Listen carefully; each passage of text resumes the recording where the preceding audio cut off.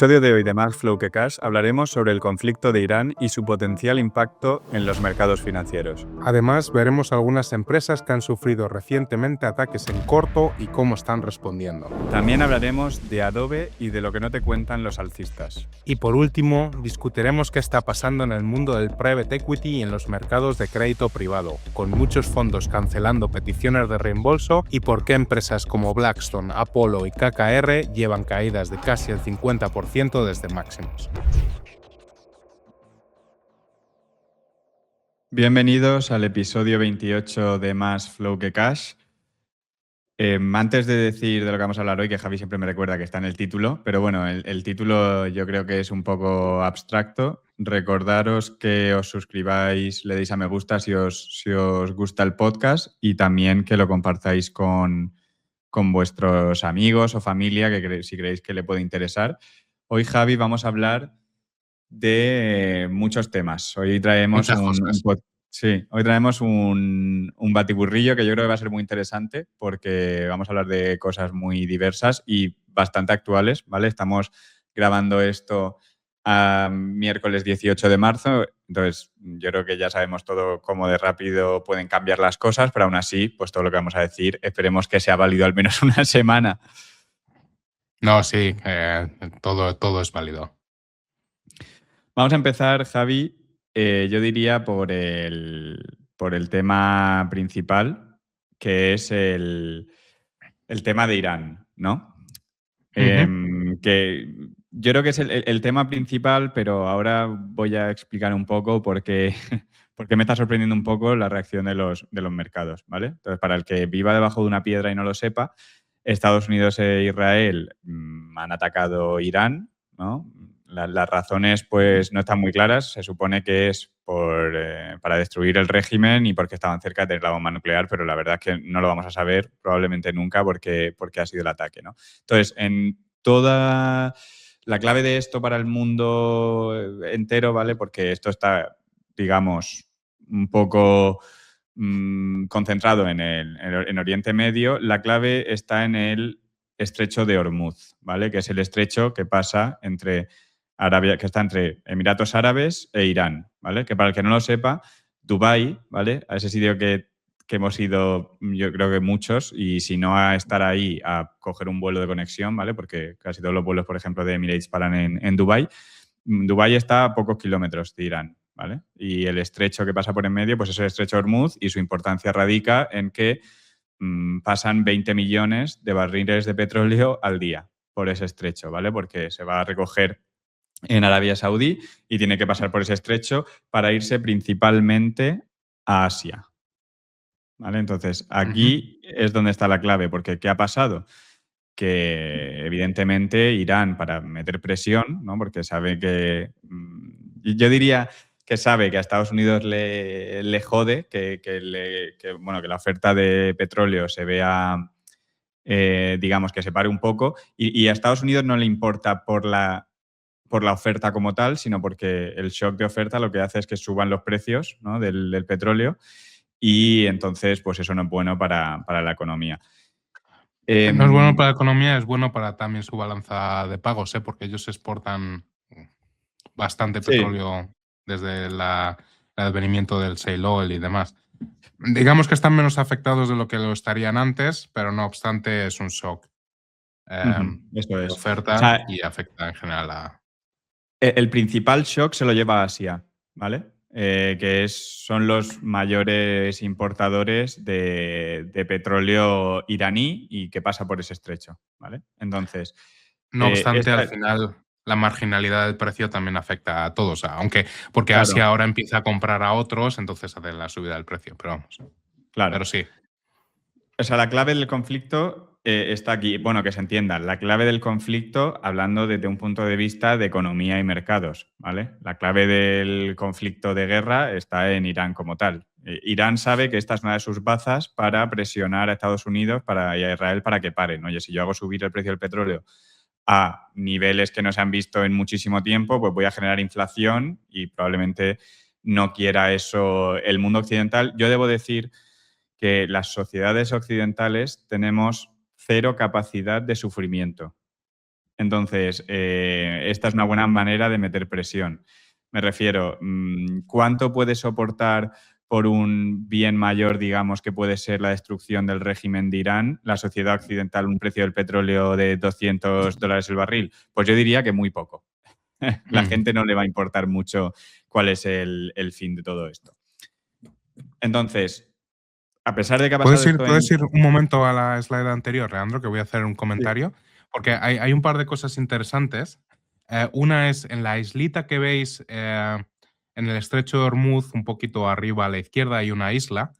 Esa isla es donde Irán, básicamente, es la refinería donde Irán mete todo su petróleo a los tanqueros. Es el único punto donde lo hacen, ¿vale? Y Estados Unidos ha bombardeado, pero solo las bases militares de la isla, pero no, ninguna de la infraestructura de carga de petróleo, ¿no? O sea, es interesante también saber en lo que estamos. Y yo lo que nosotros habíamos pensado es que al final, pues tanto Emiratos como Arabia Saudí, porque Arabia Saudí lo vas a contar seguro, pero Arabia Saudí, por ejemplo, tiene ya cazas que están constantemente patrullando los oleoductos que tienen, que llevan, lo que vas a contar probablemente, que llevan parte de la producción al otro lado.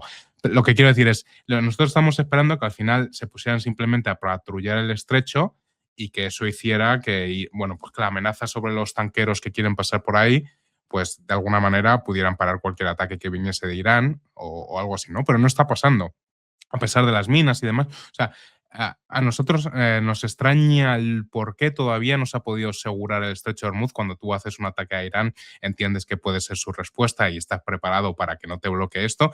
Es un poco anárquico el hecho de por qué el estrecho todavía no está protegido y no tienes ahí varias fragatas y carriers americanos o de quien sea protegiendo el estrecho para que los tanqueros puedan pasar. Es a todas luces. Y yo creo que puede tener que ver con la geografía. Si miráis un mapa del relieve de Irán, veréis que hay cadenas montañosas constantemente, pero en pleno desierto, pero cadenas montañosas. Y a lo mejor es que simplemente tienen ahí búnkers en los que pueden lanzar misiles constantemente. No tengo ni idea. Yo creo que tiene... Yo diría que tiene un poco más que ver con el tema de los drones. O sea, al final Irán lo que está utilizando son drones. Un dron no le cuesta nada y te puede lanzar... Bueno, le cuesta nada, que se entienda. Sí. No es lo mismo que sacar un caza. Y que te tiren 20 drones y te revientan 3 tanqueros, ya no se trata de patrullar, ya se trata de que los tanqueros no van a pasar porque no se fían de que no los destruyan. O sea, creo que es un problema complejo, ¿no? Y también llevar ahí a fragatas, que esto también es pues una de las cosas, ¿no?, que se está debatiendo. Para llegar ahí a fragatas tienes que llevar a militares americanos, ¿no? Y ya es un poco meterte de lleno y eso sí que es algo que va un poco contra lo que... No es lo mismo tirar misiles con tus soldados a miles de kilómetros o pasar con la aviación, que sabes que no te la van a destruir porque probablemente has acabado con sus medios, que llevar ahí barcos que te pueden hundir un barco, puede haber muertes americanas. Yo creo que va un poco por ahí, pero sí, estoy de acuerdo contigo, ¿eh? O sea, desde un punto de vista de no experto geopolítico, tampoco me parece como que si llegado el punto fuese extremadamente necesario, no va a pasar.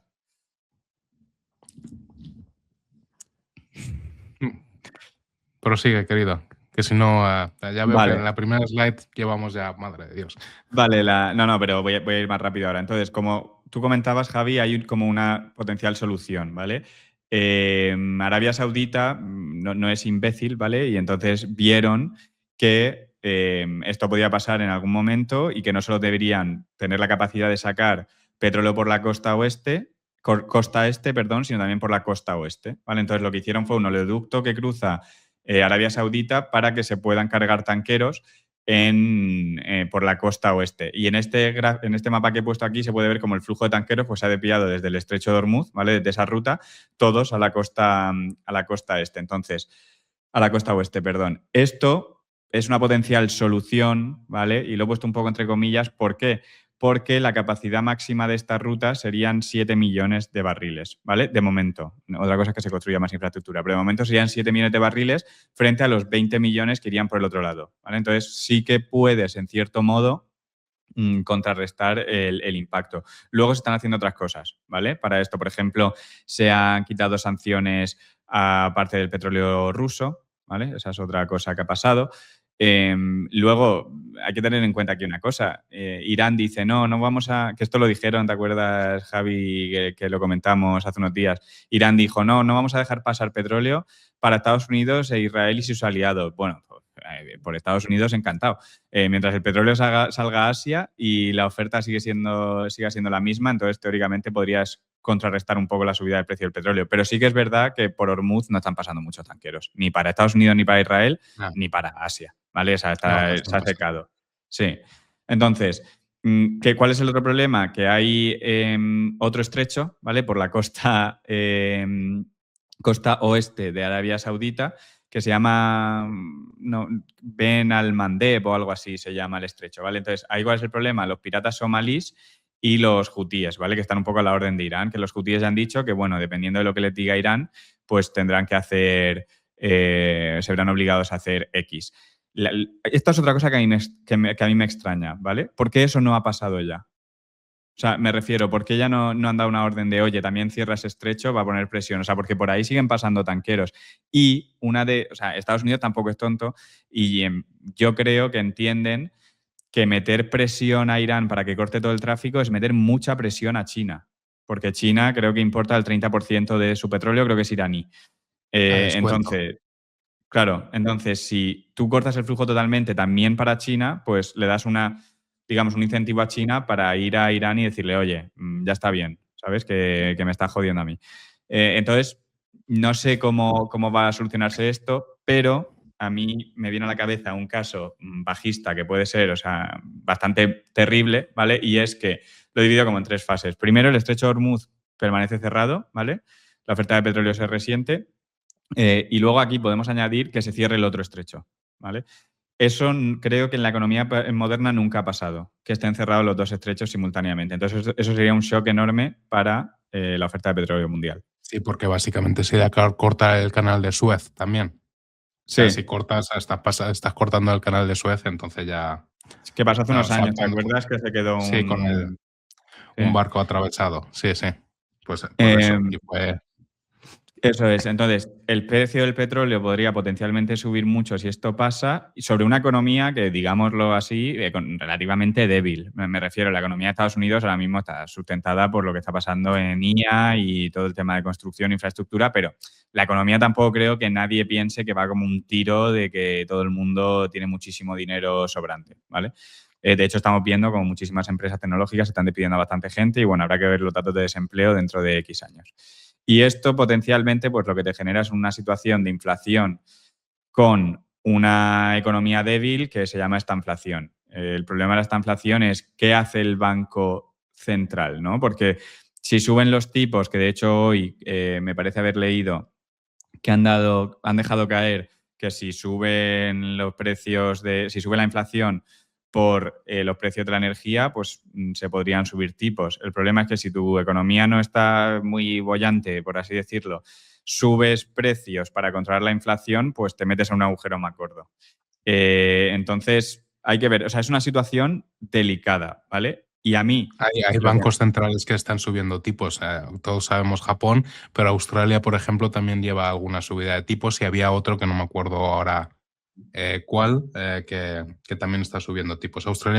El dólar australiano ha subido un 7-8% en lo que va de año frente al euro, por ejemplo. Sí, es verdad que Estados Unidos, digamos, entre los países desarrollados, fueron los primeros en subir cuando se acabó toda la ola de IA, subieron de manera más agresiva que, por ejemplo, el Banco Central Europeo, y eso, pues, en cierto modo te da, digamos, un margen, ¿no? Porque tienes un margen de tipos, pero bueno, habrá que ver.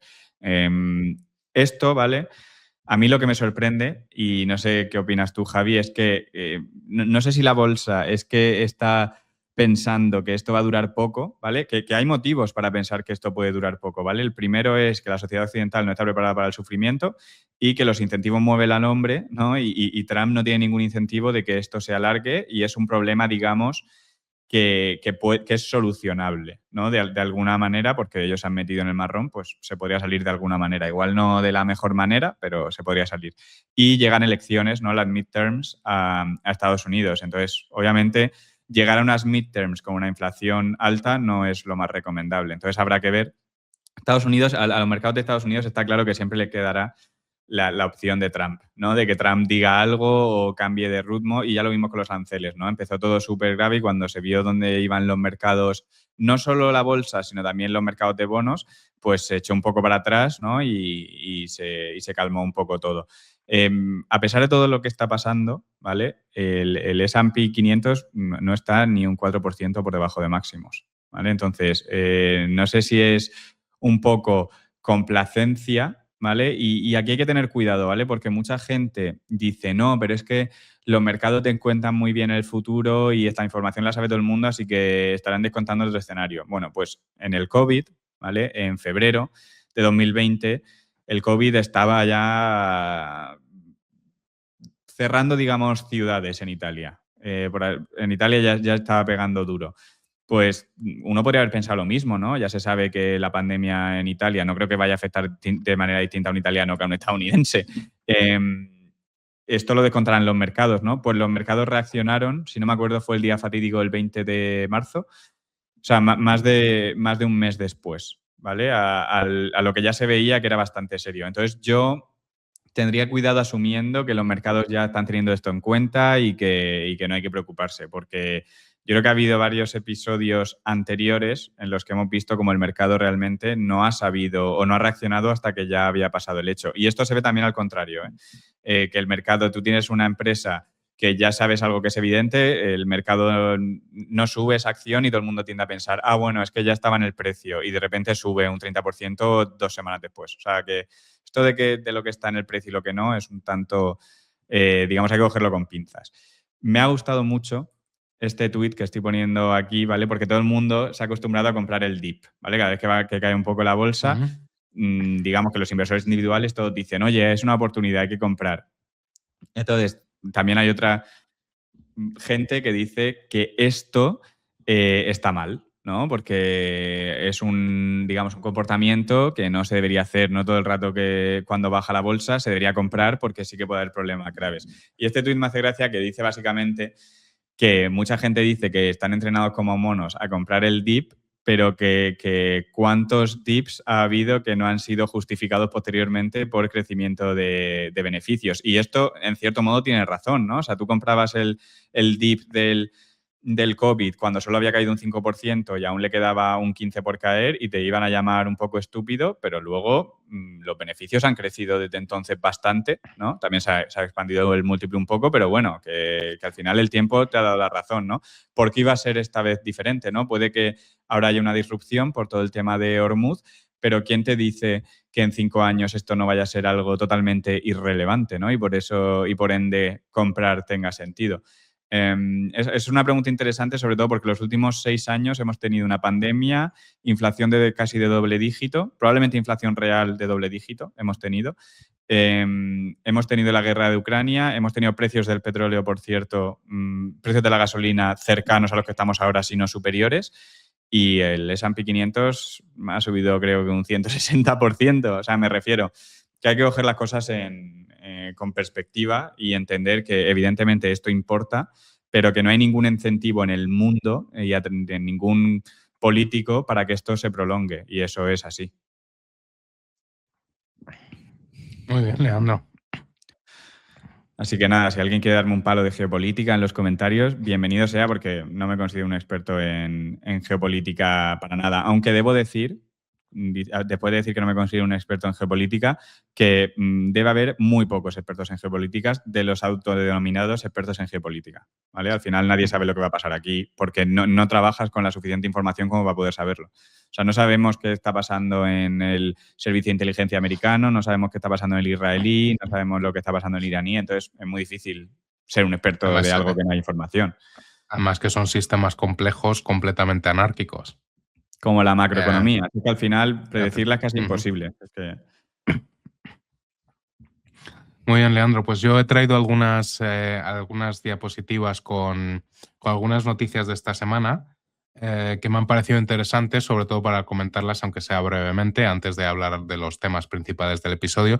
Y la primera es que habrás visto que Andy Jassy, el CEO de Amazon, ha anunciado, o no ha anunciado, sino se ha filtrado que habla de conseguir 600 billones de facturación para 2036 con AWS, ¿no? Que lo que supondría sobre un run rate que llevan de unos 150 billones al momento es un 15% anualizado de crecimiento en la próxima década, ¿no?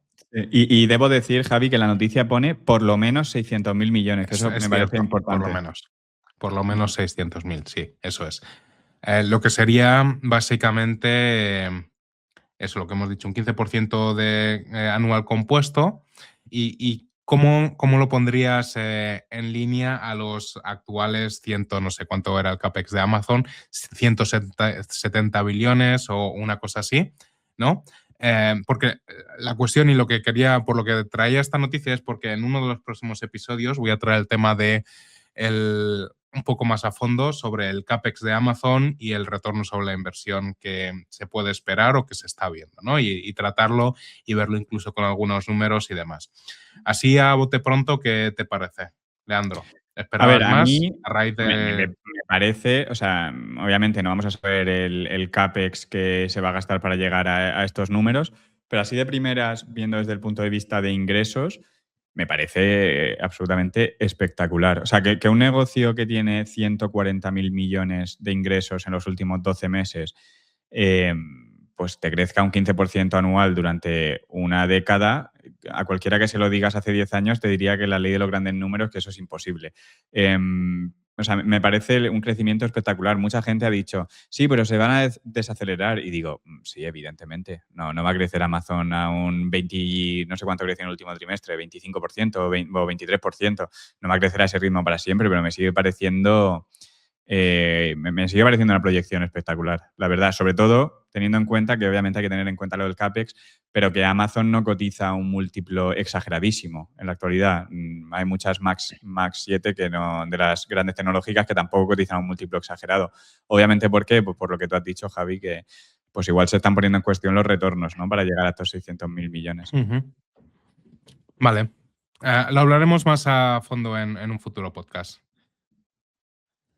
Esto, mira, la slide que traigo aquí es una nota de Peter Lynch. El otro día cuando hablamos sobre la gestión del portfolio y hablábamos del número de compañías y portfolios concentrados y demás, siempre quería haber traído esta cita, pero no la encontré y como la he visto de hecho esta mañana, la he querido traer. Y es a raíz de una pregunta que le hicieron a Peter Lynch, comentaba que cuando él empezó el Magellan Fund en 1977, con 20 millones de dólares entonces en activos bajo gestión, que hizo un portfolio de 40 compañías, ¿no? Y uno de sus jefes le dijo que a lo mejor tenía que reducirlo a 25.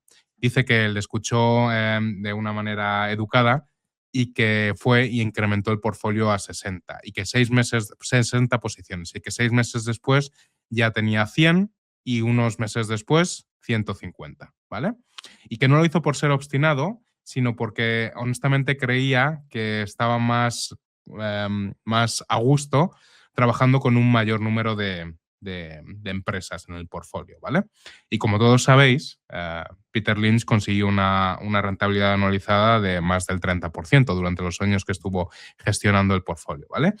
Sí, es cierto, Javi, déjame añadir esto, que evidentemente Peter Lynch, y sobre todo al final de su etapa en Magellan, tenía un equipo de analistas que era espectacular, ¿no? O sea, que quiero decir que Peter Lynch no metía 150 acciones y por ello estaba dejando de analizarlas. No, es que tenía un equipo muy potente y les daba para analizarlas. Pero aún así, muchos fondos que podrían tener un equipo comparable no lo hacen y meten igual 20 o 15.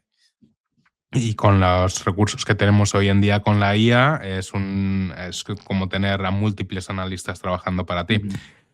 Lo que quería traerlo y a razón, ¿no? Porque hubo algunos comentarios de la gente a raíz de esos comentarios que hicimos en el podcast, es que cuanto más miras, más se encuentra, ¿no? Y eso es lo que quería traerlo y por lo que he traído esta cita, es al final mirar muchas empresas, al final lo que hablamos ese día en el comentario, ¿no? Si eres capaz de mirar muchas empresas, vas a encontrar rentabilidades ajustadas al riesgo, un mayor número de rentabilidades atractivas ajustadas a riesgo que te pueden hacer diversificar el portfolio sin haber perdido ese potencial, ¿no? Vale, vamos a la Sí, siguiente. o sea, Tampoco yo quería... estoy totalmente de acuerdo. Me refiero, mucha gente que tiene, digamos, 5 acciones o 5 empresas en la cartera y dice, no, es que no hay nada mejor. Bueno, igual es que no han mirado lo suficiente. Me refiero, hay cosas muy A eso buenas voy, ahí. a eso voy. Claro, hay miles de acciones, ¿no? Entonces, pues si quieres un 15% analizado, probablemente de esas 1000 hay más de 5 que te lo puedan dar si las analizas.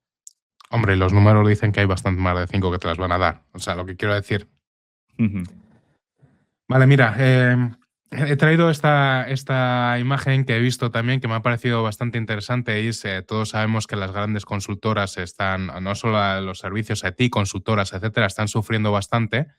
eh, Además, básicamente por indecisión de los clientes o por falta de visibilidad sobre qué hacer, ¿no? Por parte de los clientes. Y estas están, obviamente, entre comillas, desquiciadas. Y simplemente traía esta imagen para que veáis la cantidad de partnerships o inversiones que están haciendo o adquisiciones en diferentes empresas que les puedan dar un poco de ventaja en cuanto a cómo integrar la inteligencia artificial a sus empresas, ¿no? O sea, em, hay cierto, ya me imagino, hay cierto nerviosismo. Mira Accenture, la cantidad de empresas con las que se está intentando coaligar o adquirir o hacer partnerships. Yo si fuese inversor en alguna de las empresas que aparecen aquí, no estaría tranquilo viendo esta imagen. Personalmente, ¿eh? Porque me refiero, esto es de 2023. O sea, esto es un ritmo de un poco de pánico, a Sí, mi parecer. es lógico. A ver, hay muchas grandes, son partnerships pues con OpenAI, con Palantir, etcétera. O sea, son... Ujú, eh, pero es intentando ver que se mueve también, ¿no? Lo entiendo y así están sufriendo. ujú. No sé si has podido ver, ha sido bastante interesante, ¿vale? La conferencia que ha hecho Nvidia, la conferencia anual que hacen, ¿no? Presentando los nuevos productos y demás.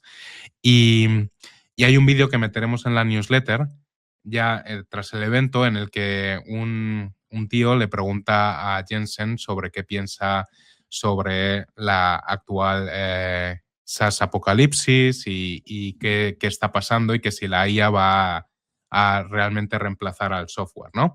Y la contestación de Jensen ha sido muy clara, que yo lo he hecho, de hecho, en el pasado, y es básicamente que por favor, dijo literalmente, por favor, decirle a los inversores que lo están asimilando de una manera completamente errónea. La inteligencia artificial no solo va a ayudar a las compañías de software a acelerar la cantidad de ingeniería que hacen, no a reemplazarlas. Y luego sigue hablando y pone algunos ejemplos Ujú. muy claros, pero básicamente la opinión de Jensen, no sabemos si influenciada también por los incentivos que pueda tener o no, es que simplemente la inteligencia artificial no va obviamente va a haber algunos softwares que van a ser completamente erradicados, pero las plataformas grandes, de acuerdo con Jensen, lo único que van a hacer es lo que habíamos visto en los escenarios, ¿no? Adoptar la inteligencia artificial en modo agéntico o lo que sea, pero simplemente hacer de distribuidores y ofrecer ese tipo de servicios, ya que ellos son los que tienen a los clientes, ¿no? Un poco hacer de Yo, Javi, distribuidores. o sea, lo único que diría es que, o sea, entiendo que el software como industria está seguro, obviamente, es que la IA necesita el software, eso es así, ¿vale? La IA necesita el software más que el software necesita la IA. Yo lo veo así, o sea, porque la IA vive Ujú. en un software, ¿no? La cosa es, vale, el software como industria vive. ¿Qué le pasa a los incumbentes? O sea, me refiero, las dos cosas pueden ser ciertas, ¿no? Muchos incumbentes se pueden ir a cero y que la industria del software sea muchísimo más grande en el futuro, ¿no? Entonces, que me acuerdo que la primera vez que dijo esto Jensen ya pensé en eso, ¿no? Dije, vale, o sea, la industria sí, la industria está claro que no va a desaparecer. Otra cosa es qué empresas van a sobrevivir, qué retornos se van a generar si te quedas en la industria. Eso yo creo Ujú. que por ahí van los tiros, pero estoy de acuerdo que es que ya lo hemos hablado muchas veces en el podcast, o sea, la gente que dice que la IA va a matar al software como industria, pues que no, sea, eso no es así. Yo creo que nadie de IA, nadie que esté desarrollando IA piensa que eso es así. Otra cosa es qué va a suponer para las barreras de entrada, los costes de cambio y todo eso, que también pues cada uno puede tener su opinión. Muy bien, no sé si has visto, Leandro, que Moody's Waters sacó, creo que fue ayer, o sea, el martes 17, sacó un short report a Sophie. Sí, Sophie, que es sí, sí. un neobanco, también que la especialidad es dar créditos, ofrecer refinanciación de préstamos estudiantiles, préstamos personales, un poco lo que podría ser un poco, no necesariamente subprime, pero préstamos al consumo, ¿no? Que obviamente siempre tienen más riesgos. Entonces ha sacado un short report, no te voy a engañar, no había mirado Sophie, no había mirado, no me he mirado el short report, pero esto lo traía a raíz de que recientemente, puedes pasar al siguiente, hemos tenido el debacle de GoEasy, que sin ser exactamente el mismo modelo de negocio, también son préstamos subprime en Canadá. Y GoEasy ha sido una debacle que la verdad, lo interesante de aquí es GoEasy siempre ha sido una empresa que ha sido, a pesar de ser préstamos subprime, ha sido una empresa que ha sido considerada una compounder, ¿vale? Porque de hecho compuso capital a muy buenos ratios con altos retornos sobre el equity y demás durante muchos años. Y hubo un short report hace unos meses, ¿vale?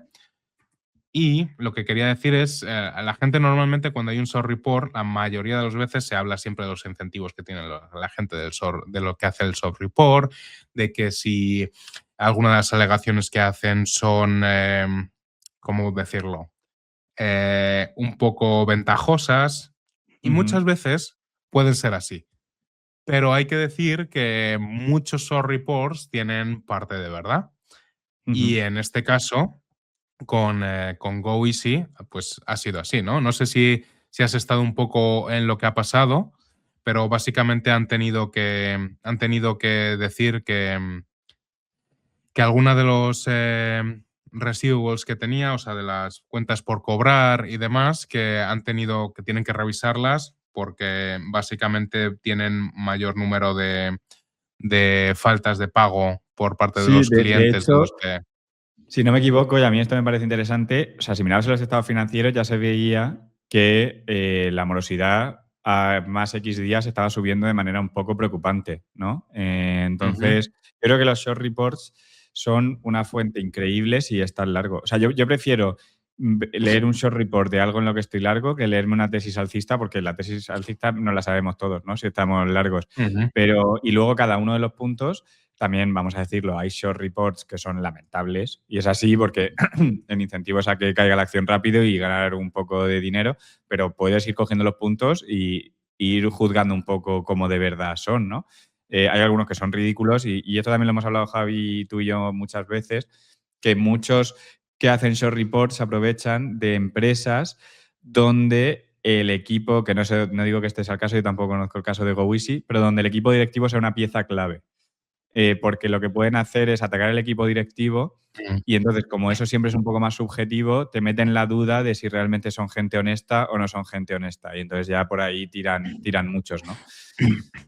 Empresas financieras, además, están muy expuestas a este tipo de short reports precisamente por el modelo de negocio que tienen, ¿no? Tú al final, cuando suscribes un crédito a un tercero, tienes que estimar cuál va a ser la pérdida que vas a tener en ese crédito. Es decir, Mm. cuál es.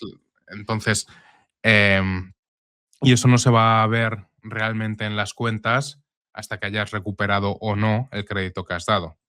A ver, es que una empresa financiera se puede ir a cero en una semana. Entonces, claro, eso para como short es increíble, ¿no? Porque si metes las Ujú. dudas de liquidez, lo que puedes conseguir es una rentabilidad increíble. Ahora, una empresa establecida que venda productos medio recurrentes es mucho más difícil conseguir eso, ¿no? Porque el mercado no la va a mandar a cero porque sabe que no va a quebrar en una semana, probablemente. Bueno, habrá casos, pero que es más fácil aquí. Además, siempre tienes la opción, como empresa que da financiación, de volver a refinanciar, ¿no? Eh, Ujú. como cancelar la deuda, no cancelarla, sino hacer como que ha sido pagada porque te la pagan con el nuevo deuda que le has dado. Entonces pasar la pelota hacia adelante y demás, ¿no? Entonces, bueno, que lo que quería decir es simplemente cuidado cuando haya esos reports, no los dejéis en general pasar tan rápido. Incluso empresas como Goeasy, que tenían un buen track record, pues pueden ser sujetas a hacer las cosas mal. Goeasy tenía otras banderas rojas anteriores, habían cambiado el CEO se había traído a un CFO, un mes después de traerse a un CFO de su anterior etapa, el CEO se había ido, etcétera, etcétera. O sea, había... Creo que se fueron el CEO y el CFO como en un espacio de 2 semanas. Eso siempre es raro. Sí, es raro y es una señal muy roja.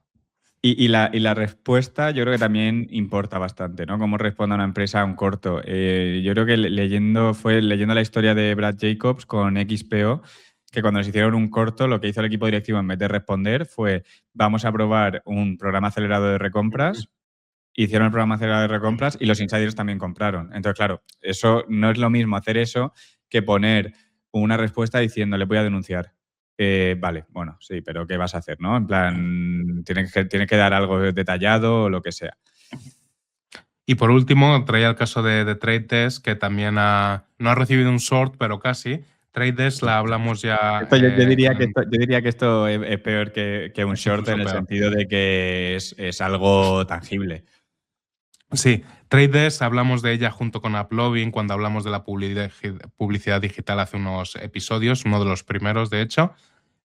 Dijimos cómo de difícil se estaba convirtiendo el modelo de Trade Desk por los walled gardens, por los jardines cerrados de las plataformas grandes como Amazon, Google y Meta y demás. Entonces, además de todos esos vientos en contra, ahora sale diciendo aquí uno de sus principales agencias de marketing que trabajan con ellos, que es esta Publicis, que han descubierto en algunas auditorías que estaban haciendo cobros excesivos a clientes y suscripciones a servicios adicionales sin su consentimiento, ¿no? Y esta empresa, además, esta agencia es el 10% de la facturación de TradeResk, ¿no? Y que Yo ya creo que se la las más recomendaba a sus grandes son clientes. Publicis y WPP, creo que se llama la otra o algo así. Creo que son las 2 agencias de marketing más grandes del mundo. Bueno, pues ha salido luego, y de hecho también otra cosa interesante es que el CEO de Trade Desk hace unas semanas, hizo una recompra muy grande de acciones, después de haber estado vendiendo durante mucho tiempo, compró, creo que eran 100 y pico millones en acciones, 140 millones. justo antes de anunciar casualmente una partnership con OpenAI.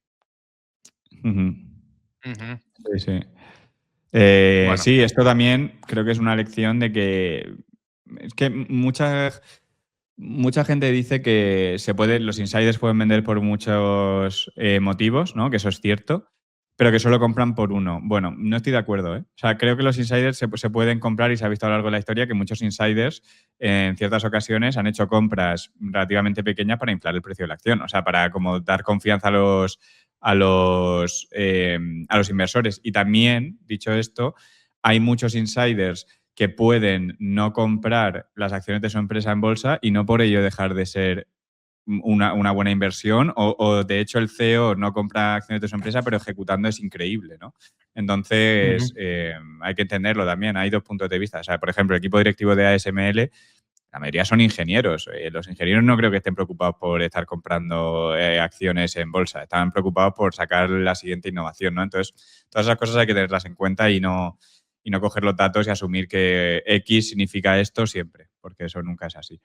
Obviamente, prefiero ver que estén comprando a que no, que se entienda eso, pero no quiere decir que la ven súper barata. Yo, Javi, traigo el tema de Adobe, ¿vale? Porque me imagino que habrá mucha gente que la tenga en cartera o la haya tenido en cartera o que tenga una opinión sobre la empresa, porque es una gran tecnológica americana, ¿no? Que además lleva una caída muy significativa, ¿vale? De máximos. Entonces, yo fui accionista de Adobe, pero acabé reconsiderando mi posición, ¿vale? Y yo creo que también hay un poco digamos, una comunidad de gente que es muy positiva en Adobe, que siempre te repite lo mismo, pero que no te cuentan lo malo, ¿vale? O sea, la acción de Adobe no... Leandro, yo sobre eso, antes de que empieces a hablar más en detalle de Adobe, lo que me he dado, obviamente es algo muy evidente, ¿no? Pero me he dado como cuenta de una manera un poco más lúcida, ¿no? Cuando tenemos empresas que están yendo mal, obviamente siempre buscamos de buscar la explicación y decir, bueno, ya está, no es para tanto, a lo mejor el mercado se está pasando de frenada, etcétera, ¿no? Y sin embargo, cuando estoy mirando a otra empresa, estoy analizando una empresa que no tengo y que está yendo muy bien, estás constantemente buscando las cosas por las que no hay que invertir ahora. Y Totalmente. es alucinante todos los, ¿cómo se dice, bias? Todos los prejuicios. Prejuicios, sí. Todos los prejuicios que tenemos a la hora de mirar y cómo miramos con distintos ojos a las cosas que tenemos ya en cartera frente a las que no tenemos. Mira, Javi, Es, ¿sabes a mí una cosa que me pasa mucho? Estar mirando una empresa, ¿vale? Que está cotizando, evidentemente, a múltiplos baratos, muy baratos, y no paro de sacarle pegas, pero, joder, esto es invertir. ¿Está eso, o sea, se asume eso en el múltiplo? Porque, claro, no es lo mismo que estuviese cotizando a 40 veces y encuentras esas pegas que esté cotizando a 8 veces y encuentras esas pegas. Pues igual, o sea, el precio ya te compensa esas pegas, ¿no? Entonces, yo estoy de acuerdo contigo. Yo tiendo a ser súper negativo cuando estoy haciendo análisis y, obviamente, pues menos negativo con cosas que tengo en la cartera que igual es exactamente el mismo fallo que veo en la que estoy analizando, pero esta no la saco de la cartera y la otra no la meto. Que eso es un poco contradictorio. Totalmente. O sea... Sí, sí. Pues mira, voy a contar un poco lo que yo veo como puntos negativos o lo que la gente no te dice sobre Adobe, ¿vale? Debo decir que tras venderla, pues obviamente sigo a la compañía y yo creo que hay varios puntos que a mí me preocupan, ¿vale? Aunque esté, evidentemente, Adobe cotiza a múltiplos, voy a decir que cotiza a múltiplos bajos si asumes que el pasado se va a repetir en el futuro, ¿vale? Que esa es la trampa en la que cae mucha gente que te dice, ¿dónde está la disrupción de la IA? Y te enseña los últimos 10 años de ingresos. Bueno, ya. La O los disrupción de la últimos IA 3 meses. Sí, la disrupción de la IA está claro que no es retroactiva. No ha pasado en 2013. Eso es así. Entonces, voy a decir varios puntos negativos. Primero, ¿vale? Adobe tiene una métrica que es ARR, ¿vale? Que es Annual Recurring Revenue, que básicamente es digamos, el ingreso recurrente, ¿vale? Entonces, esta es un indicador adelantado porque Adobe te reporta el Ending ARR Growth, es decir, cuánto mi Annual Recurring Revenue, cuánto está creciendo, ¿no? Y eso es un buen indicador adelantado de supuestamente lo que va a venir o los ingresos que ya están, digamos, vendidos para el año siguiente, para los próximos meses. Entonces, esta métrica, el mercado la considera muy importante por un motivo, ¿no? Porque al final te da visibilidad. Pues llevan 9 trimestres consecutivos desacelerándose, ¿vale? Entonces, eso evidentemente preocupa al mercado, ¿vale? Y al mercado no le preocupa porque Adobe te comparte, el equipo directivo te comparte muchas métricas de cómo se están utilizando sus aplicaciones. Sí, los créditos generativos están creciendo muchísimo. Todo el mundo está utilizando esto, ¿vale? Al mercado lo que le preocupa es la monetización de ese uso. Y si esa monetización no se traduce en el ARR, pues obviamente hay dudas, ¿no? Vale, sí, hay mucho más uso, pero lo vas a poder monetizar. Sí que le voy a dar aquí un poco, voy a romper una lanza en favor de Adobe. Con la IA ahora hay muchos más ingresos que son de uso, ¿vale? Digamos, tú generas algo y eso no está incluido en esta métrica, ¿vale? Porque esta métrica es solo el beneficio, digamos, o sea, los ingresos de suscripción. Y eso no es una suscripción y Adobe no tiene manera de estimarlo, ¿vale? Entonces, ¿qué pasa? Que puede ser que en el futuro veamos los ingresos, digamos, pues el crecimiento de ingresos se podrá separar un poco del crecimiento del ingreso recurrente de esta métrica, ¿vale? Por el tema del uso, ¿vale? Eso es la primera cosa que yo diría que, evidentemente, aquí hay un KPI que no se está acelerando. De hecho, se está desacelerando. Ha pasado, creo, de crecer hace 9 trimestres al 13 y pico %, ahora al 10,9%, y el guidance de este año es 10,2%. O sea, y presentaron el primer trimestre. O sea, que se entiende que esperan más desaceleración este año. Luego, mucha gente dice, vale, pero es que Adobe es fuerte aquí, que yo soy el primero que lo dice, Adobe es fuerte en Enterprise, ¿vale? En la gran empresa. ¿Por qué? Porque tiene 3 nubes y las 3 nubes juntas, pues para la empresa grande vale mucho, ¿no? Poder tener todo conectado. Para un creador individual no tanto. Vale, ¿cuál es el problema? Que es que no hay transparencia en cuanto... ¿Cuál es la exposición a Enterprise? ¿Cuál es la exposición a creadores individuales que igual son más susceptibles de sufrir disrupción por la IA, ¿no? O de que se vayan a otro sitio. No hay transparencia. Y a mí lo que me da a entender de que no haya transparencia, porque estos datos lo tienen, es que los números no benefician la narrativa que quiere mostrar Adobe, ¿no? Si yo con estos datos pudiese desmentir la narrativa de la IA, los saco. O sea, no considero que el equipo directivo de Adobe sea tonto.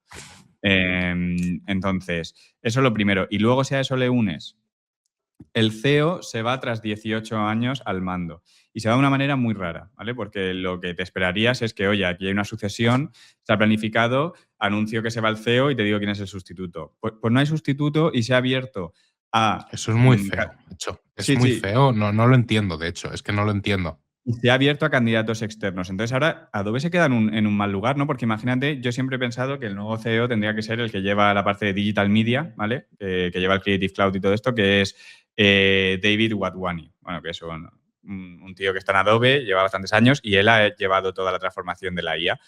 Imagínate que no encuentras un externo y dices, no, hay candidatos también internos y luego le nombras a él. A mí la impresión que me estás dando es que has ido a buscar y no has encontrado nada mejor. Esa es la impresión que me quedo yo. Es terrible que una empresa así, salvo que fuese por una cuestión de mayor orden, ¿no? Que ha sido repentino y demás, pero algo planificado, como que este hombre se retira y demás, no tener esto preparado. No puedes decir que te vas sin tener esto. Es terrible, además sabiendo en la posición en la que está Adobe. Es que yo no lo entiendo. A mí, ¿qué es la impresión que deja esto? Me bajo del barco. Me bajo del barco Total. Porque no confío. Es así. Y además rápido. Me bajo del barco ya. No tiene sentido. Sí, o sea, yo esto tampoco creo que deje a Adobe en muy buen lugar, que luego igual lo mira dentro de 5 años y nada, no fue nada. Y ha sido casualidad, vale. Sí. Pero, y a mí esto es lo que más me llama la atención, ¿vale? O sea, Adobe, todo el mundo dice, no, está recomprando muchas acciones. Evidentemente, Adobe está recomprando muchísimas acciones. No hay ni un solo insider comprando. Ni uno. ¿Tienen una obligación de comprar? No. ¿Es raro que se estén gastando 20.000 millones en recompras diciendo que la acción no tiene ningún sentido de la disrupción de la IA y no haya ningún insider comprando? Pues tampoco, la verdad. O sea, a mí me chirría un poco. ¿Están quedándose al menos los paquetes de acciones que reciben? Ha habido algún plan sale, ha habido alguna venta del CFO hace poco, o sea, no es como que se haya quedado en silencio totalmente, ¿vale? No es un caso como el de Intuit, que por cierto en otro episodio la podemos comentar, que a mí me parece un pedazo de negocio, que Intuit ha parado todos los planes de ventas y va a destinar más dinero a recompras, ¿vale? Y además el CFO creo que dijo que fue una conversación de 5 segundos cuando al equipo directivo le dijeron, ¿nos parece bien parar esto? Dijeron, a la valoración actual, sí, hay que pararlas. O sea, no queremos vender. O sea, es que son pequeños detalles que transmiten mucho al mercado durante una etapa así, ¿no? A mí me parece increíble que una junta de directivos que todos tienen experiencia sean capaces de hacer una transición así del CEO durante un momento así. O sea, me parece increíble, ¿eh? Porque, claro, uno que me dijo, no creo que el equipo de Adobe sea imbécil y si tuviese las cifras que demuestran que no hay disrupción de IA, te las estarían mostrando. Y digo, te compro ese argumento de que no sean tontos, pero al mismo tiempo te hacen esto. Entonces dice, no sé, un poco raro todo. Entonces, Adobe está barata, pues por múltiplos sí, dependerá de lo que pase en el futuro, ¿no? Como para cualquier empresa, y creo que hay que considerar los dos puntos, ¿no? ¿Hay puntos a favor de Adobe en un mundo de IA? También, ¿vale? O sea, las herramientas de Adobe se están utilizando más ahora, eso es evidente, ¿no? Porque se está generando más contenido. Entonces hay que tener pues muy en cuenta que el mercado se puede haber pasado de frenada, sí. La acción de Adobe lleva 5 años con una caída o plana o con una caída de no sé cuánto por ningún motivo, no. No lo lleva por ningún motivo, ¿vale? Hay motivos detrás. Venga, Leandro, el tema que traigo yo hoy es el riesgo o un poco la narrativa del mercado que existe ahora mismo sobre el crédito privado. ¿Estás al día más o menos de lo que está pasando? Más o menos sí. Pero vamos, explícalo, pero sí, más o menos sí, lo leo de vez en cuando. Mira, un poco así, imagínate que eres un gestor de un gran fondo de pensiones, de los que invierten los ahorros de la jubilación de miles de profesores, policías, funcionarios, etcétera, ¿no? Llevas años metiendo dinero en un fondo de crédito privado porque te prometieron, obviamente, que las rentabilidades de doble dígito con muy baja volatilidad y, por supuesto, sin riesgo. Y de repente, a finales de febrero de este año, ves que Blackstone, que es como muchos de nuestros oyentes sabrán, uno de los mayores, el mayor gestor casi del planeta, al menos de activos alternativos, recibe peticiones de reembolso de 3.700 millones de dólares en un solo trimestre. No en un año, en un trimestre, 3.700 billones. Es una locura. Y eso es lo que está pasando ahora mismo en los mercados, ¿vale? Mira, en la slide que hemos presentado es una encuesta que ha hecho Bank of America a gestores de fondos de todo el mundo y el 63% de los encuestados considera que el private equity y el crédito privado son el mayor riesgo sistémico que hay en el mercado, ¿vale? Más que la deuda japonesa, más que las criptos, más que el gasto de CAPEX de las hyperscalers, el mayor riesgo sistémico es el private credit.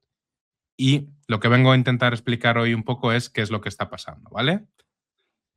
Antes de hablar de grandes números, quiero aterrizarlo un poco, ¿no? Porque esto no solo es lo que está pasando a los grandes institucionales, es también lo que está pasando a inversores individuales, sobre todo de alto patrimonio, ¿vale? Los que se llaman como ultra high net worth individuals, que han estado empezando estas gestoras de activos alternativos han empezado a ofrecer estos productos y además es una de las grandes patas de crecimiento que tienen a futuro es intentar ser capaces de ofrecer sus productos al inversor retail, ¿no? Hay gente de esta que ha invertido su dinero hace 2 o 3 años en fondos como Blackstone tiene uno muy grande, que es el Blackstone Blackstone Real Estate Development Fund, más o menos, ¿vale? Que son al final fondos que dan cierta liquidez a los inversores, hacen de fondo, en este caso es de real estate, pero podría ser un fondo de deuda privada, que permiten ciertas capacidad de suscribir al fondo mientras el fondo ya está lanzado, pero también de retirar cierto capital, ¿vale? Y el caso es que en algunos de estos fondos, en los últimos trimestres, se han pedido reembolsos del 14% del Net Asset Value, del NAV, que es como la cantidad de capital que está gestionando ese fondo, otros de Morgan Stanley al 11%, y muchos fondos de estos han recibido pedidas de sacar el capital muy superiores a la barrera que normalmente tenían o que normalmente tienen establecidos, que es del 5% trimestral, ¿vale? Y la pregunta es, ¿por qué hay tanta gente que quiere salir de estos fondos así, de repente? Entonces, si pasa a la siguiente, antes de hablar del private credit, vamos a hablar del lado del private equity, ¿vale? En vez del crédito, la parte de la equity. Porque ahí es de verdad donde está un poco el problema. Mira, como podéis ver en la slide, hay de momento 1,1 trillones de dólares, ¿vale? Trillones en inglés, en empresas que los fondos de private equity compraron hace más de 7 años y que todavía hoy no han podido vender, ¿vale? Esa cifra desde 2020 se ha multiplicado por 2,3 veces, o sea, se ha casi triplicado. Como bien sabéis, cuando un fondo de estos de private equity invierte en las empresas, normalmente tiene un horizonte de, digámoslo, 5, 6, 7, 8 años, ¿vale? El hecho de que estén con periodos de más de 7 años empieza a ser problemático. Y la pregunta es, ¿por qué no las venden, no? Y la respuesta muy obvia, no, vuelve atrás. La respuesta obvia es que para vender una empresa se requiere compradores. Y para que haya compradores necesitas que haya financiación barata. Y la financiación lleva 3 años siendo cara. Entonces, este atasco tiene una consecuencia directa, ¿no? Los fondos de private equity no pueden devolver el capital a sus inversores, lo que hace que esos inversores sean también más reacios a comprometer nuevo capital, lo que presiona los modelos de negocios de las grandes gestoras, ¿no? Blackstone, KKR, Apollo. Y aquí, Javi, esto es interesante, ¿vale? Porque hicimos un especial de Constellation Software, bueno, y de Topicus. Uno de los argumentos que hay para que estas empresas puedan desplegar más capital es que el private equity tiene presión por vender activos y estas empresas se lo pueden comprar. Pero claro, si no hay muchos compradores, estas empresas pues potencialmente van a poder comprar a buenos precios porque el private equity va a tener la presión de, oye, te lo tengo que vender. Ya, pero el private equity normalmente, trimestralmente, tiene que decir qué valoración tienen cada uno de esos activos y si se los venden a Constellation se los van a vender a un valor muy por debajo del que tenían dicho a sus inversores que valían. Y eso puede generar mucho más problemas, ¿no? Para que lo sepáis, gestoras como Blackstone, KKR, Apollo han caído en los últimos meses entre un 30 y un 50%, para que seáis conscientes.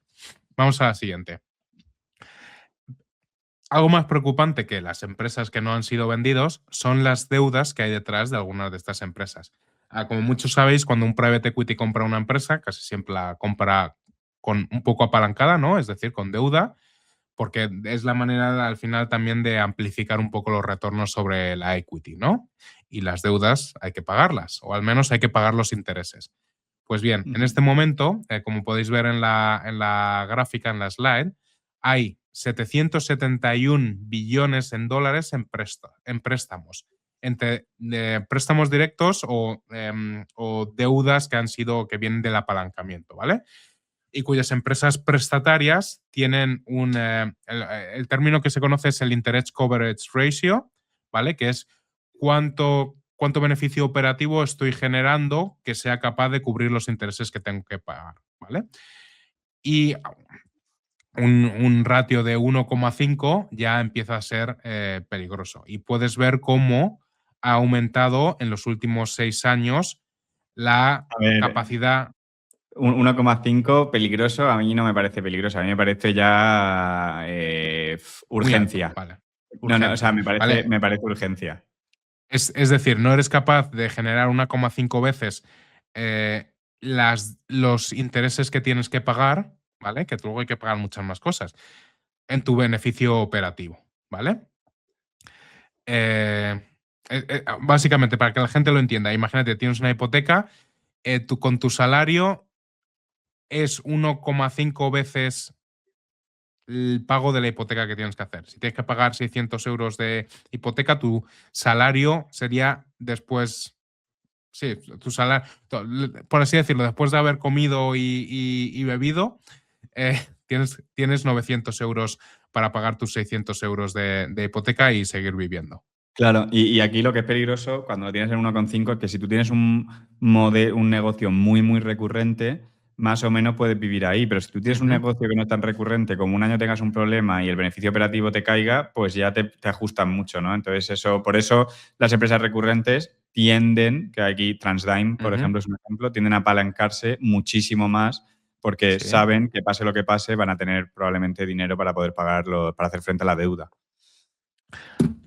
Voy a seguir todavía añadiendo a todos los problemas que estamos viendo y luego lo vamos a rematar con lo que está pasando, ¿vale?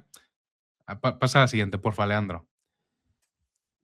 Como siempre, la parte que más me gusta es, aquí lo llaman EBITDA add backs, que es básicamente el uso del adjusted EBITDA de toda la vida, en el que, bueno, pues las empresas añaden a todo eso, pues que si costes de integración, gastos extraordinarios, pago en acciones, etcétera, cosas no recurrentes, ¿vale? Sobre la que calculan esta capacidad que tienen de pagar los intereses, ¿vale?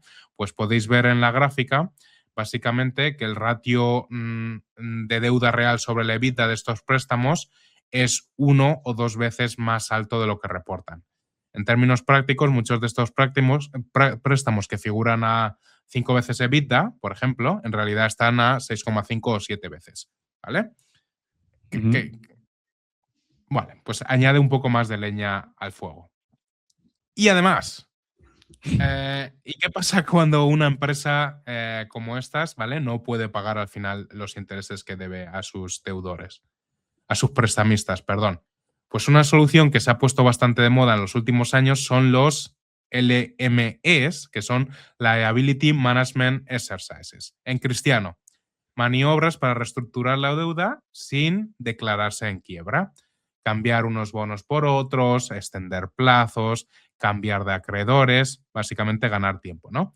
El problema es que, según un estudio que publicó Harvard en enero del 2026, o sea, hace un par de meses, el 71% de las empresas que han hecho estos LMEs acaban en quiebra o en defaults en al menos en menos de 3 años. 7 de cada 10, ¿vale? Me Obviamente, cuando una empresa está en encanta, problemas y empieza a hacer ingeniería financiera, pues no acaba bien en general. me encanta, Javi, el olor a nuevas siglas financieras por la mañana. Esto siempre es señal de que algo no va bien cuando empiezan a salir productos financieros complejos. Espérate que vamos con más siglas, pero esto es para explicar un poco todo lo que ha estado pasando estos años, ¿no? Hemos contado un poco los síntomas hasta ahora. La pregunta es, ¿cómo ha llegado el dinero de los pequeños inversores a estar expuesto a todo esto, ¿no? Y la respuesta es lo que hemos comentado un poco al principio, que son los Business Development Companies, los BDCs. Esto ha sido un vehículo que ha existido desde los 80, ¿vale? Pero que ha explotado en popularidad pues desde el 2021, básicamente cuando se empezó a intentar marketear estos productos a inversores retail, que cuando hablamos de retail en este caso hablamos de banca privada en general, o lo equivalente a banca privada, ¿vale? Y cuando hablamos de que ha habido una explosión, es que básicamente dinero en direct lending, o sea, en deuda directa, por así decirlo, ha pasado de prácticamente nada a 500 billones en 2025, ¿vale? ¿Y qué son estos fondos? Pues básicamente son fondos que prestan dinero a empresas medianas, ¿vale? Las que no son suficientemente grandes para emitir bonos públicos ni suficientemente pequeñas para ir al banco del barrio a pedir crédito, ¿no? Y hay 3 tipos de BDCs listadas en bolsa que puedes comprar y vender acciones, ¿vale?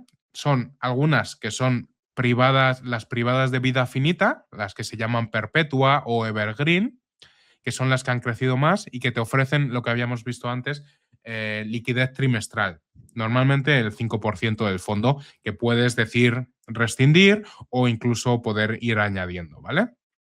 Y esta es modalidad, la de Evergreen, que seguramente muchos hayáis oído a Morgan Stanley hablando de ellos, pero también a Partners Group o cualquier gestor de activos alternativos ha lanzado estos fondos Evergreen, ¿no?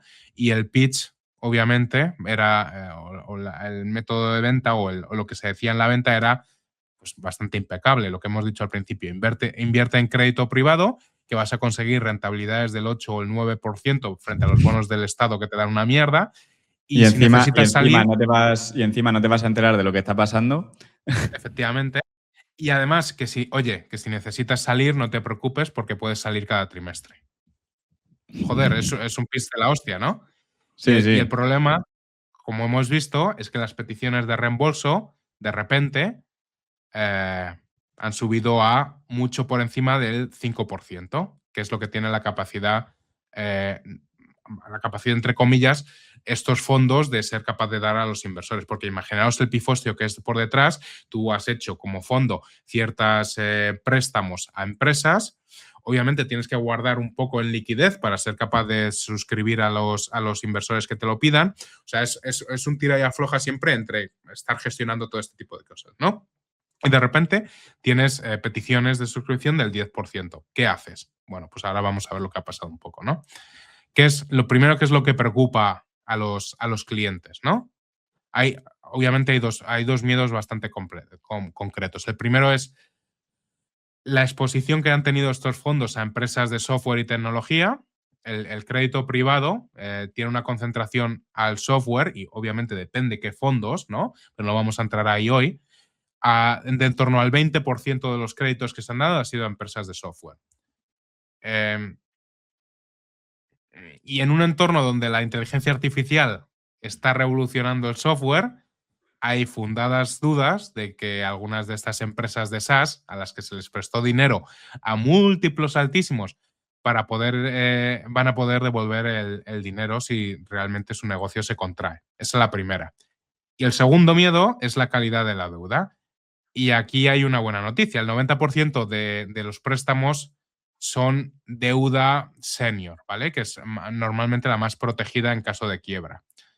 Y el uso de otras siglas que son PIK, P-I-K, que es Payment in Kind, es una modalidad donde al final pagar, en vez de pagar los intereses en efectivo, simplemente se incrementa la deuda.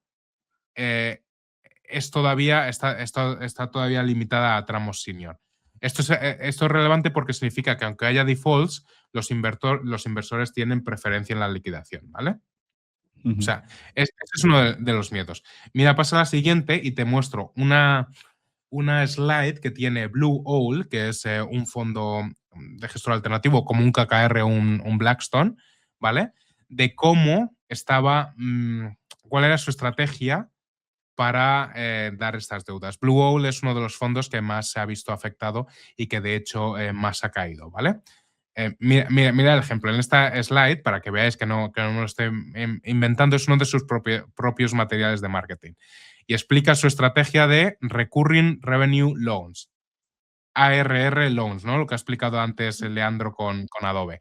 Que son préstamos a empresas SaaS que no tienen EBITDA positivo, o sea, estamos dando crédito a empresas que no son rentables. O sea, sí, así es. Empresas que pierden dinero. Y la justificación de Blue Owl es que estas empresas, como tienen ingresos recurrentes y tienen una base de clientes estables, que eventualmente serán rentables. O básicamente, estas empresas van a ser rentables o no lo son simplemente porque quieren crecer mucho, ¿vale? Claro, o sea, que una vez escaladas, el modelo de negocio es rentable. Vale. ¿Qué pasa cuando viene un shock como el de la IA y el que hace que estos negocios pues pierdan la visibilidad de si van a ser rentables o no en el futuro o van a ser completamente erradicados del mapa? Pues todo el mundo quiere su dinero, me imagino. Todo el mundo quiere su dinero. Corralito. Efectivamente. Corralito. A ver, la gente que había firmado y había suscrito este tipo de fondos, en las condiciones estaba que se puede pedir a un 5% del NAV, ¿vale? Y cuando no hay más peticiones de redenciones al 5%, lo que normalmente se hace es, pues si hay un 8%, pues hago el ratio y a ti te devuelvo pues lo que te toque, ¿vale? Ajá. En función de lo que hayan pedido. O sea, no están haciendo nada ilegal. Es simplemente una crisis de liquidez en un modelo de negocio. O sea, hay cosas que tú habías firmado y que no es que los créditos estén totalmente write-off o Sí, simplemente que no se que vayan a valgan cobrar. cero. No que valgan cero, es que todo el mundo quiere su Correcto. dinero ahora y entonces tú te quedas sin liquidez. Efectivamente, y no te puedes devolver. Entonces eso crea más ansiedad a más gente y más peticiones de sacar el dinero, ¿no? Pasa a la siguiente, no vamos a hablar, porque esto es a lo mejor para otro, podríamos ver qué hay dentro del crédito privado y a cuáles afectan más o menos lo que está pasando, pero vamos a la última, que es un dato que resume un poco el momento actual, ¿no? Las estructuras que hemos visto que están listadas en bolsa, las que se pueden comprar en el mercado, pues cotizan hoy con un 17% de descuento sobre lo que ellos dicen que es su valor neto de activo, ¿vale? Solo durante el COVID cayeron más. ¿Qué significa esto? Pues básicamente que el mercado no se cree que los activos que hay detrás valgan lo que valen o valgan lo que dicen ellos que valen. Claro. Y por eso, tanto el miedo al escenario de reembolsos como al miedo de que haya defaults, pues exigen están exigiendo un descuento enorme, ¿no?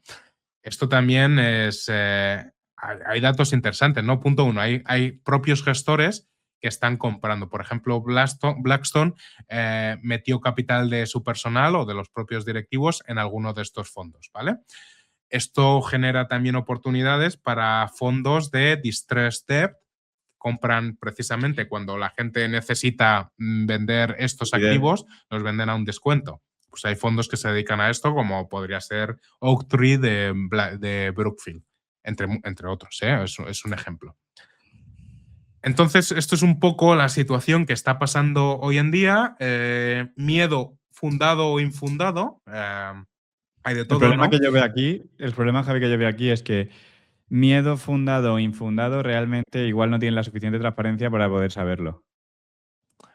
Correcto, o al menos hay que hacer un ejercicio de ver qué hay detrás de todo esto.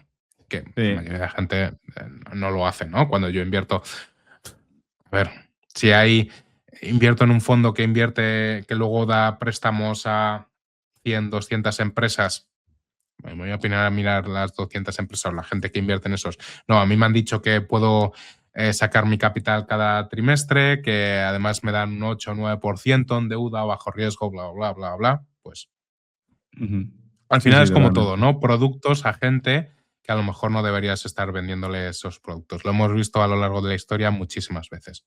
Y va a volver a pasar a pesar de la regulación que se ponga. Efectivamente. Eh, Ahí hay un riesgo subyacente que es esos fondos bueno, pues lo que hemos visto, fondos de private equity que tienen que vender empresas que a lo mejor no son capaces de venderlas a los NAVs o a los precios que dicen a sus inversores que valen, y que eso pues es una cascada, ¿no? Y además, a ver de dónde nos creemos que todos los sectores están interrelacionados. O sea, la deuda de crédito privado tiene relación con la deuda bancaria, y si Sí, sí. empiezan a haber defaults, pues es una cascada. Todo lo apalancado está siempre interrelacionado. Bueno, los mercados financieros en general, apalancado o no apalancado, todo está relacionado con lo otro, ¿no? Al final, si tienes aquí una crisis de private credit, pues eventualmente puede haber contagio hacia las acciones porque ha pasado ahí Ujú, default en el sector bancario, en fin. claro, se vuelve más difícil el crédito, etcétera. Lo que hay que ser consciente es que tú no puedas sacar dinero de estos fondos porque hay, entre comillas, una crisis de liquidez, puede ser un nada. O sea, puede ser nada. Hubo este problema con el commercial real estate tras el COVID, porque la gente ya no iba a las oficinas y había fondos de commercial real estate que pedían más sacadas de capital y no pudieron y tuvieron que cortar las salidas de capitales precisamente porque el folleto así lo decía en ciertos casos, ¿no? O sea, lo que quiero es que la gente diferencie eso, que eso es un problema que podría no ser nada, con problemas potenciales en el crédito que se ha dado a empresas que a lo mejor no habría que haberles dado, ¿no? Ujú. Y cómo puede eso desarrollarse a futuro. Pues muy bien, Javi. Yo creo que ha quedado un episodio muy completo. Hemos hablado de todos, la verdad. Hemos Nos hablado un ha poco quedado de poco todo, de lo sí. que hablar. Recordad que si os ha gustado el episodio, pues le deis me gusta y lo compartáis con la gente a la que le podría interesar. Y nos vemos la semana que viene en el episodio 29. Tenemos invitado, 29. ¿no? Tenemos invitado. Va a ser un Muy episodio bien, además que yo creo que va a estar bastante chulo porque es sobre un tema que todo el mundo conoce, pero que no deja de ser interesante por ello. muy bien. Muy bien, Pues nos Javi. vemos la semana que viene. Venga. Un abrazo a todos.